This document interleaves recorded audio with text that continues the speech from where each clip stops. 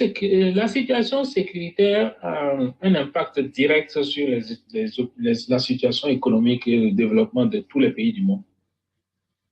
Et quand vous voulez entreprendre dans la vie, le premier critère pour entreprendre, c'est d'entreprendre dans un milieu qui est sécurisé. Quel que soit ce que vous avez comme activité à faire, vous ne pouvez pas développer un pays sous l'insécurité. Et je pense que le motif principal qui guide les investigateurs de la situation d'insécurité qu'il y a dans notre pays, c'est justement pour nous empêcher de nous développer. Il y a un intervenant tout à l'heure, docteur Awali, c'est Awali, non? Oui. Il a dit quelque chose d'important, de capital. Je ne sais pas si les gens ont fait attention à ça. Il a expliqué qu'il a étudié dans un pays de l'OTAN. Il n'a pas voulu nommer le pays.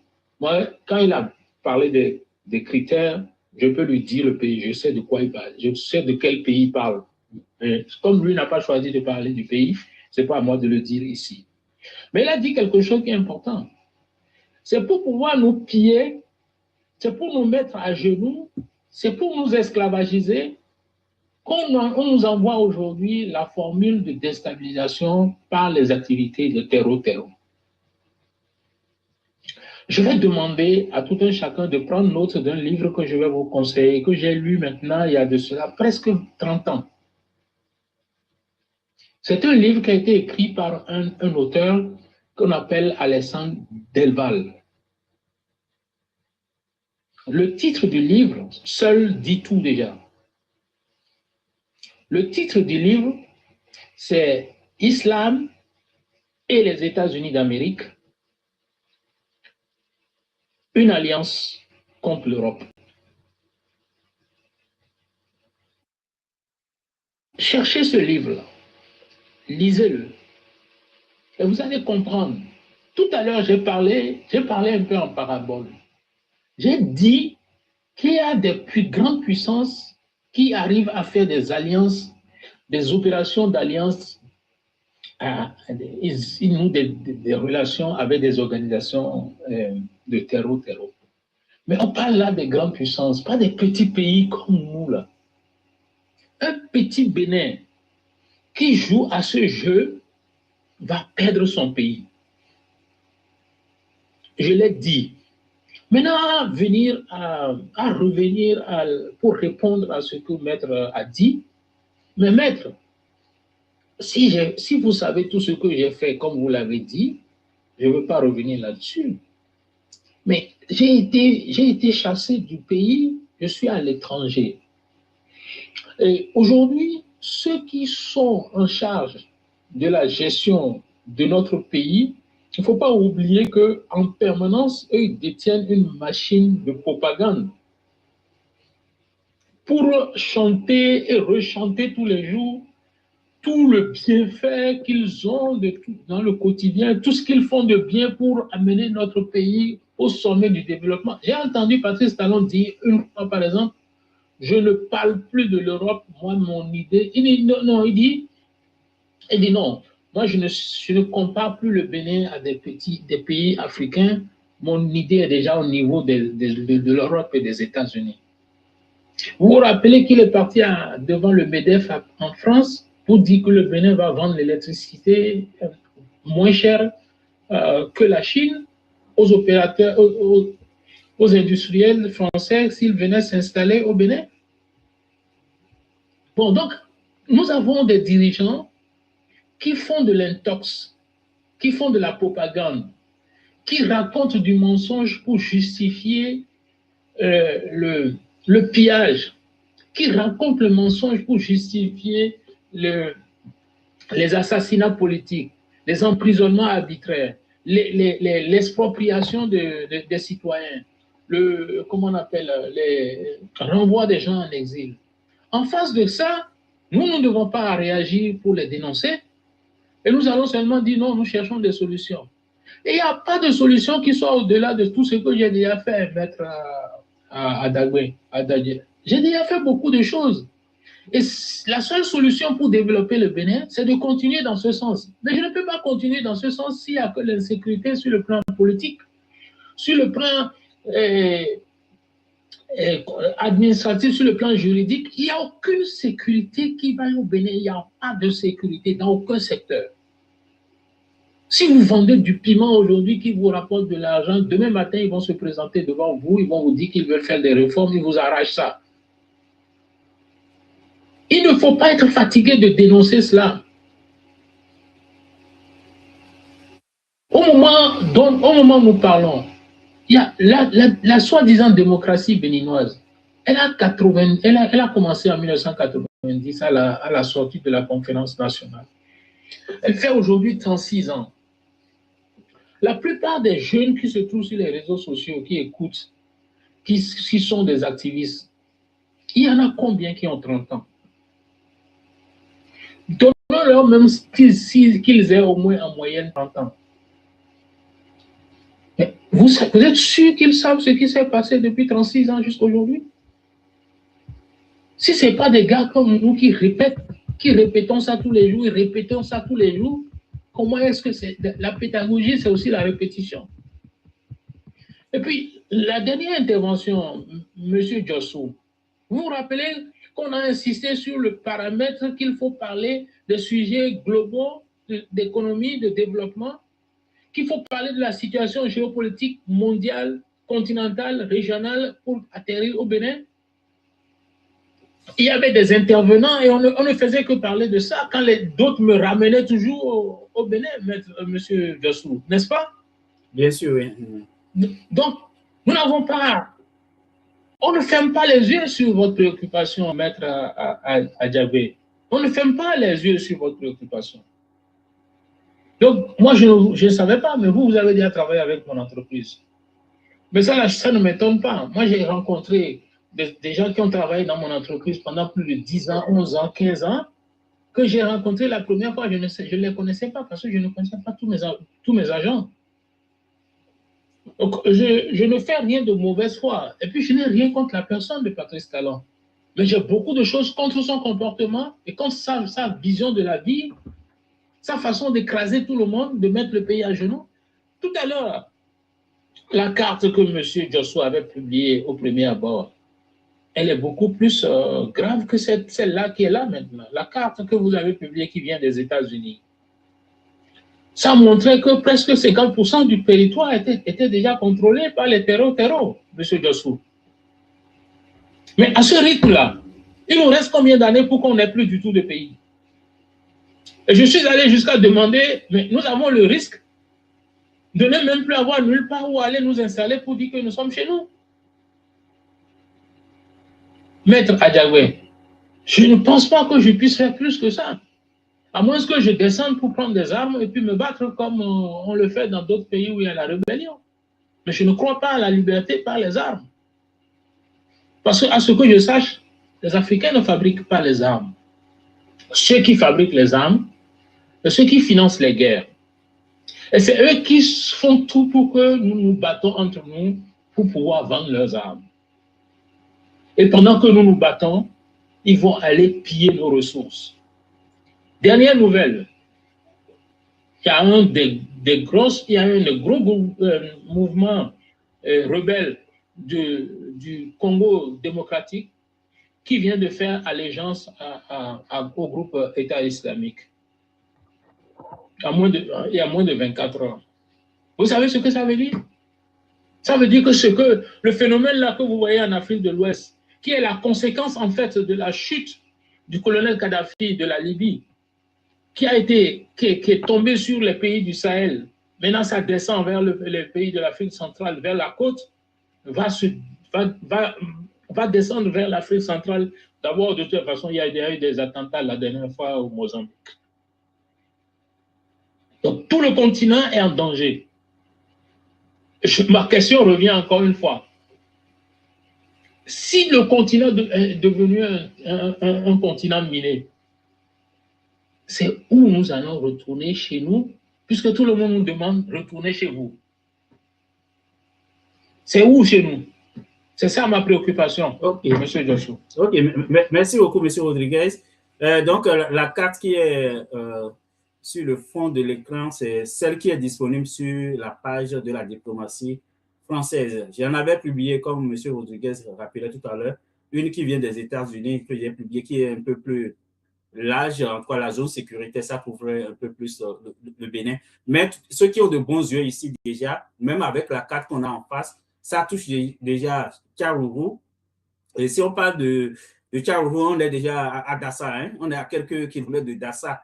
Donc, il faut faire quand même attention, même si on a l'impression que la zone touchée est très loin, mais si on envisage que ces mouvements-là puissent atteindre Tcharourou, Savait, on est à un jeu de pied de boycott. Donc, nous devons quand même faire attention pour contrôler, pour sécuriser la zone, pour pouvoir empêcher ces mouvements-là d'aller un peu plus loin, les contenir dans la zone là, là où ils sont actuellement et puis essayer au mieux de les éliminer. Et je reviens quand même sur ce que j'avais dit tantôt, que je pense que c'est très important que le Bénin puisse informer ses propres populations, le gouvernement béninois bien sûr, en publiant sa propre carte de zones à rouge, où on doit faire vraiment attention dans les déplacements.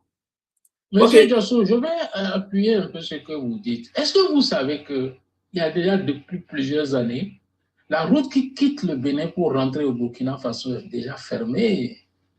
On dirait que les terreaux ont une concession, leur a concédé déjà une partie du territoire béninois. Quand vous quittez le Cotonou aujourd'hui pour aller au Burkina Faso, vous ne pouvez pas aller directement par la route. La route la plus courte, c'est direct pour passer par, comment vous appelez, je crois, Porga là-bas, non? Avant oui, Porga. Mais vous ne pouvez plus. Cette zone est déjà privatisée, c'est concédé au terreau. Mais dans un pays où on peut recruter aussi facilement que ce soit des autochtones ou des étrangers, mais c'est toujours des Africains, on peut les recruter aussi facilement. On les recrute aussi facilement parce que c'est des gens qui n'ont rien à perdre, ils sont désespérés. Que le docteur Awali revienne pour vous expliquer ce qu'il a étudié. Il y a beaucoup de choses que moi je ne peux pas dire directement là où je suis là parce que je vais vous dire un truc. Si je parle comme je parle là, ils vont sanctionner votre live là. Ils vont sanctionner ça. C'est la première fois que j'utilise le vocabulaire terreau. Je ne connaissais pas que je devais utiliser ça. Mais le livre dont je vous ai parlé là, lisez-le. Quand vous allez finir de le lire, vous allez comprendre beaucoup plus de choses qui se passent aujourd'hui. Ce livre-là, il a presque 30 ans. Je pense qu'il a été écrit en 1978. Non, en 1998.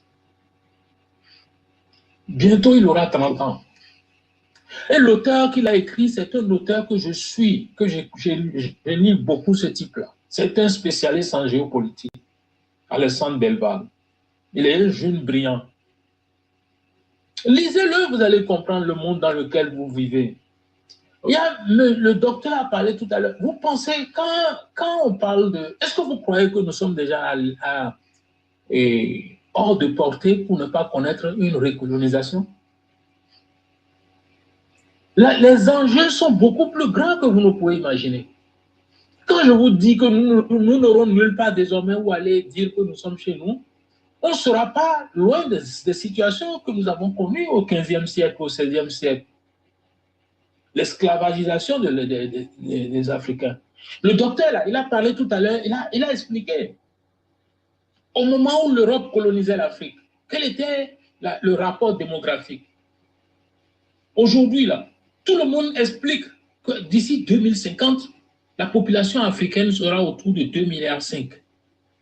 Pendant ce temps, la population occidentale, elle décline à cause de leur niveau de natalité, la baisse de fertilité. Allez-y dans le nord du Nigeria, regardez, faites des recherches, vous allez voir. Les enfants sont par millions dans les rues. Les enfants des mineurs qui mendient tous les jours pour vivre, pour manger. Imaginez-vous une situation où tous ces enfants-là doivent demain matin trouver des logements, se marier, avoir eux aussi des enfants, avoir un travail où? L'Afrique, c'est un volcan qui est en ébullition, mais on ne le voit pas encore. Et pourtant, nous voulons faire de l'Afrique un continent prospère. Et comme j'ai l'habitude de répéter, il n'y a pas de continent ou de pays prospère sans des hommes prospères. Vous ne pouvez pas prospérer dans un climat d'insécurité totale. Insécurité sur tout. Insécurité sur le juridique, insécurité sur la politique, insécurité sur la société, l'association les associations de développement. Vous ne pouvez rien entreprendre, ni chez vous, ni ailleurs. Où est-ce que vous allez émerger? La plupart de ceux qui parlent librement ici sont tous à l'étranger. Pendant combien de temps ça va durer? Pendant combien de temps ça va durer? Ça m'amène à penser à un truc que je lisais par rapport à l'époque de la révolution industrielle, ou quand la révolution industrielle a commencé en Angleterre. Et pourquoi l'Angleterre, pourquoi pas les autres pays avant que ça n'arrive sur les autres pays européens? Ça a duré en Angleterre. Parce qu'il y avait une différence majeure que je vais souligner ici. Et quand je lis ça, ça me ramène au Bénin. En Grande-Bretagne à l'époque, en Angleterre à l'époque, il y avait la liberté d'entreprendre. Il y avait l'encouragement pour l'initiative privée. Il y avait la liberté d'investir. Même la circulation des capitaux. Il y avait un certain respect des droits. Il y avait une constitution que les individus, l'État, malgré que ce soit un royaume, il respectait. C'était une monarchie, il respectait un certain nombre de règles. Contrairement à un pays. Quelqu'un c'est Georgina.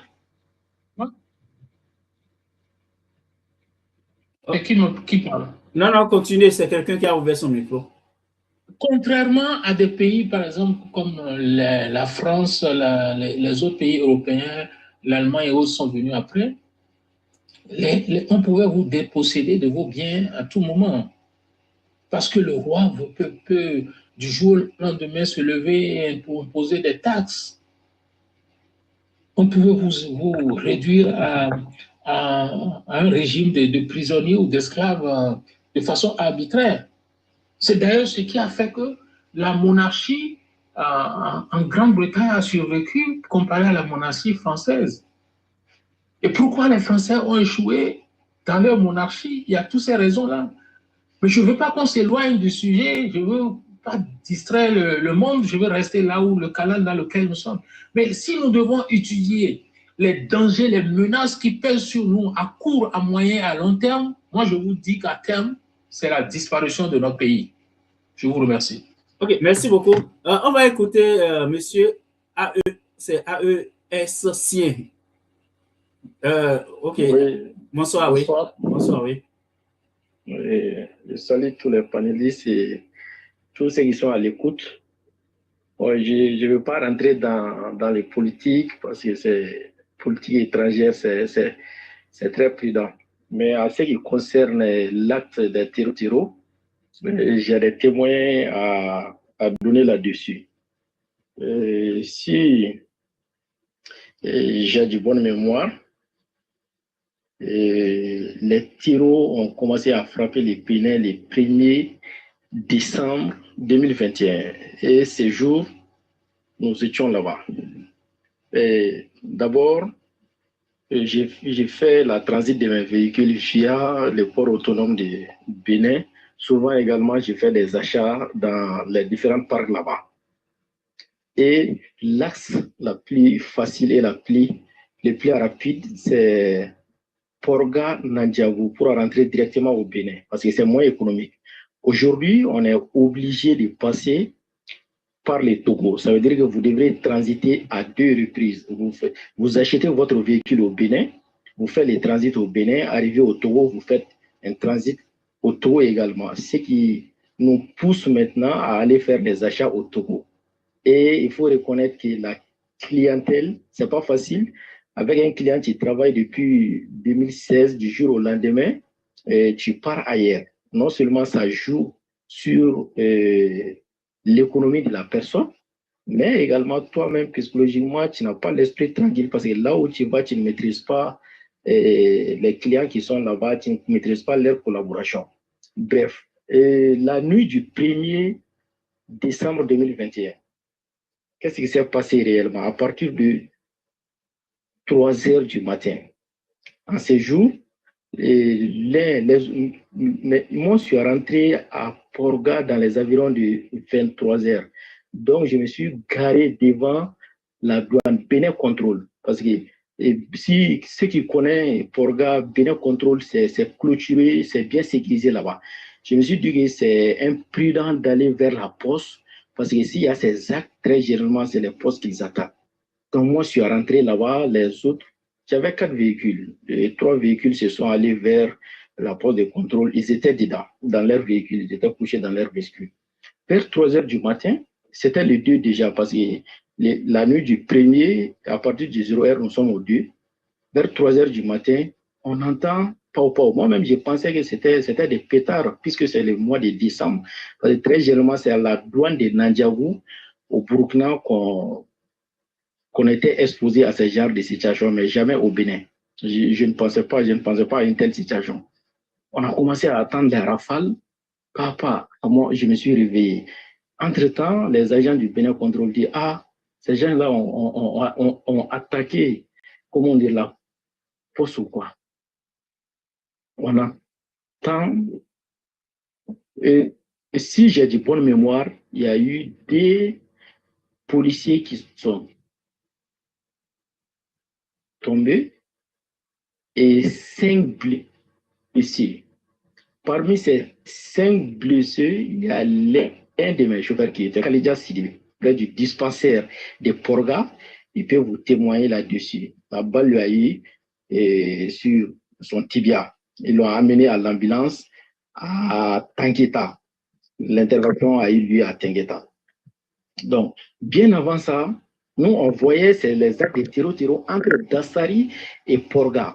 Ces gens-là faisaient leur mouvement via les motos de temps en temps. J'ai même une fois eu le courage de le dire à un gendarme béninois. Je lui ai fait savoir, est-ce que vous savez que ceux qui viennent acheter les carburants ici, c'est les terreau.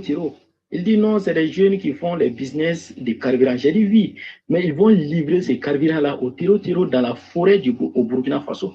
Parce que dès que vous rentrez à Nandiagou, vous allez entamer une forêt classée à peu près 200 km avant d'arriver à une grande ville. Et c'est cet espace que ces gens-là avaient pris à leur contrôle.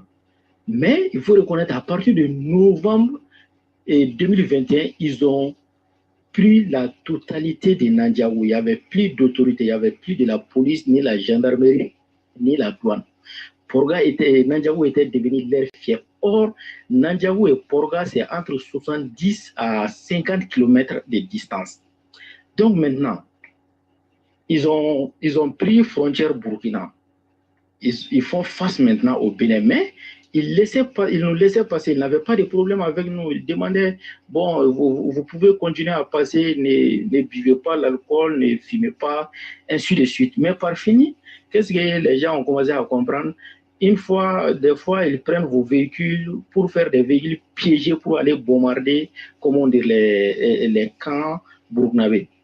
Et finalement, à partir de la nuit que je vous parle, quand l'attaque a eu lieu, le Bénin a fermé Porga complètement le 7 décembre. Si j'ai de bonne mémoire, vous pouvez vérifier ce que je suis en train de dire. Le 7, ils ont fermé définitivement ces taxes. Je reviens en arrière. Le 15 novembre, ces mêmes véhicules dont je vous parle, qu'on a été attaqué le 1er au 2, le 15, l'un de mes avocats avait sorti. Donc, j'ai demandé à ses chauffeurs d'amener, comment dire, à Nandiagou. Il va nous attendre là-bas à Nandiagou, en attendant que les autres véhicules sortent. Parce qu'à l'époque, les véhicules sortaient par convoi. Si vous achetez vos véhicules, il y avait un endroit à Sekandji là-bas.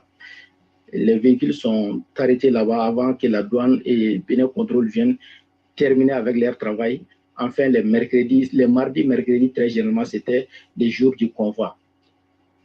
Comme ça, on est sorti, je pense, le 31, oui, le 30-31, pour arriver à Porga la nuit du 1er. Bon, les 16, entre Dassari et Porga, le monsieur, il a quitté à peu près à 12 km de Dassari. Certains individus mal intentionnés ont venu le garer, ils ont brûlé le véhicule. Je ne sais pas aujourd'hui si ce véhicule est toujours là, mais c'est un RAV4 2010. C'était au bord de la route, ils ont mis du feu dedans, mais ils n'ont rien fait au chauffeur. Il y avait des passagers dedans, ils n'ont rien fait. Et pour la petite histoire, les magouts de la CEDEAO demande, si vous achetez un véhicule au Bénin, de prendre l'assurance. En cas de problème, la CEDEAO doit vous récompenser. Donc, le véhicule avait l'assurance et tout. Même si l'assurance et tout était brûlé, mais là où on a pris l'assurance, il y avait le numéro de l'assurance, j'ai passé là-bas. Lors de leur constat, ils ont demandé, on a amené, ils ont dit, OK, CEDEAO va rembourser votre véhicule. Et jusqu'aujourd'hui, on a fait des démarches jusqu'à Natitengu, mais rien n'a été abouti. Et Dassari, Tangueta, rien.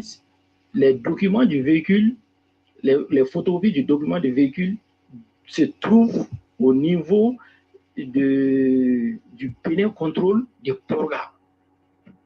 Vous pouvez vous adresser là-bas, c'est à renseigner à RAV4 qui a été brûlé entre Dassari et Porga. Les noms du propriétaire, ils vont vous donner un nom, Aboubakar Sangaré. Donc, c'est une situation qui ne date pas aujourd'hui. Et je peux vous donner ma tête à couper. Si on me demande où se limite le Bénin, je vous dirai à partir de Djougou. Parce que vous pouvez quitter de Cotonou, Bouikon, Savalou, jusqu'à Djougou. Dassa, vous n'avez aucun problème. Et de là, vous êtes obligé maintenant de transiter vers les Togo pour venir emprunter l'acte de Keta-Okara. Parce que l'axe Nandiagou n'est plus opérationnel. Et vous payez votre véhicule au Bénin, vous allez faire payer, comment dire, 260 000 pour transiter les véhicules. Arrivé au Togo, vous payez la même somme parce qu'au Togo également, il y a un parc là-bas qui vend des véhicules. Si vous ne venez pas acheter vos véhicules ici, vous achetez chez les voyants, mais vous devrez transiter chez nous, vous allez payer. Et la CEDEAO nous veut savoir qu'il y a la libre circulation entre les pays, mais c'est faux. Vous voyez l'un des points faibles de la CEDEAO, les pays membres, on a besoin juste de traverser le Bénin, les Togo, pour aller. Maintenant, vous devrez payer ce que vous avez payé, comment dire, au Togo, au Bénin, et vous devrez payer également l'EMATO qui est pour la CEDEAO, vous payez également assurance. C'est une triste réalité. Et ceux qui font le business des véhicules peuvent témoigner. Les Burkinabés, les Maliens, les Nigériens, ils peuvent témoigner. Bon, pour les Nigériens, il n'y a pas de problème parce qu'ils partaient à partir avant Savalou et ils partaient vers la route de. J'oublie le nom de l'autre ville. On s'est quitté, il y a un rond-point là-bas. Nous, on part sur la route de Burkina et il part à droite. Nous, on part à gauche et il partait à droite. Donc, la fermeture de Porga, c'est un grand atout. Et dans les années 2019, quelqu'un avait écrit que c'est commencé à fermer en 2019. Non, mais ces mouvements ont commencé à Porga dans les années 2019. Ça, ce n'est pas un faux débat. Et l'armée française y était.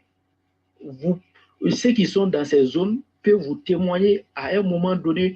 Et sur les véhicules béninois, c'est écrit police et républicain. Vous verrez des pick-up, mais il y a des têtes claires dedans, mais ce n'est pas écrit là-dessus police et républicain, des pick-up blancs. Ce n'est pas des pick-up clairement, comment dire, militaires, mais civils. Moi, j'ai l'habitude de voir ces personnes, mais je me suis dit, mais c'est des militaires, parce que les militaires aiment se faire tatouer leurs bras et autres. Ils s'habillaient en débradeur. Et une fois à Tangeta également, j'étais dans un restaurant, ils ont venu, ils mangeaient. Ils parlaient très bien la langue française. Et j'ai dit, bon, c'est les militaires français. J'ai fait la Belgique, je sais de quoi ces gens-là parlent. Donc, cette histoire d'insécurité ne date pas aujourd'hui. Et le président Talon ne peut pas nier qu'il n'a pas vu venir cette histoire chez lui. Parce que ça s'est commencé comme ça également au Mali. Dans les années 2011, le président ATT, il a négligé quelqu'un à y aller dire. Il a donné une place à ces terreaux par fini. Ils ont commencé à lui faire savoir, bon, tu me donnes ta main à prendre, je prends jusqu'au cou. Finalement, la population a compris qu'il fallait qu'on chasse ces derniers, même si aujourd'hui, si on nous parle, certains pays de la CEDEAO ne comprennent pas, les pays de coup d'État veulent que le coup d'État se fasse chez les autres pays. Non, notre fait, c'est pas que tous les pays connaissent ces coups d'État, mais reconnaître une chose, Talon est dans la même situation que le président ATT, parce que ATT était à la fin de son mandat. Et il avait compris, avec l'insécurité dans son pays, la population ne va pas parler d'organiser les élections. Et lui également, il tend vers la fin de ses mandats. Et c'est à ce moment qu'on arrive à comprendre que les terreaux commencent à envahir ces pays. Je vous donne ma tête à couper. La manière que j'ai compris les Béninois, naturellement, ce n'est pas des personnes qui sont prêtes à se battre. Ce n'est pas des personnes qui sont capables de prendre des armes contre quiconque à cause de la religion. Ce n'est pas une question religieuse. Non, c'est faux. Et je vous donne un exemple. Une fois, on a été arrêté par ces gens entre Fada et Pama. Il n'y avait aucun Burkinabé parmi eux, parce qu'il n'y avait aucune personne qui s'exprimait en langue morée, en langue djoula. Il y a une seule personne qui s'exprimait en français, sinon certaines se débrouillaient en anglais. Je me suis dit, puis il parlait en anglais plutôt. Je me suis dit, mais ces gens, c'est Boko Haram. Ça n'a rien à voir avec le Burkina Faso. Mais on nous fait savoir que c'est nos frères burkinabés qui nous prennent des armes pour nous imposer la charia, mais ça n'a rien à voir avec des burkinabés. Et on nous parle de Peul. Non, les terreaux qui ont envahi le Burkina en un premier temps, ça n'avait rien à voir avec la communauté Peul. Pareil au Mali également. C'est des étrangers venus ailleurs. Et sur le cas du Bénin également, c'est pareil. Il ne s'agit pas des Béninois. Je ne dirais pas qu'il n'y aura pas des personnes mal intentionnées pour gagner quelque chose, leur donner des informations là-dessus. Parce que pour que ces terreaux puissent mener des opérations, il faut des indicateurs. Il ne peut pas venir dans un village, d'une ville, connaître du jour au lendemain les fonctionnements, qui est le chef du village, qui est le plus riche du village, qui est l'imam. Non, non, non. Ils ont besoin de quelqu'un pour les guider à faire leurs mauvais actes afin de leur donner quelque chose pour se taire. Moi, je n'arrive pas à gagner 20 000 par mois. Vous venez me donner 100 000 et placer une telle chose au beau milieu de la route. Et si deux personnes meurent, on va vous donner de plus. Mais la personne va le faire. Encore une minute, vous quittez.